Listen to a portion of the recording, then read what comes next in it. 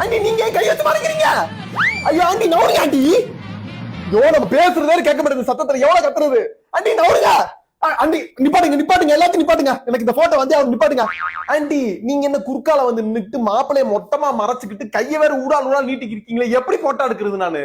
நீங்க எதுக்கு ஆண்டி தாலியை பிடிக்கிறன்ற பேர்ல பொண்ணை பாதி மறைச்சிட்டு நீங்க போஸ் கொடுத்துருக்கீங்க நம்ம பொண்ணு மாதிரி?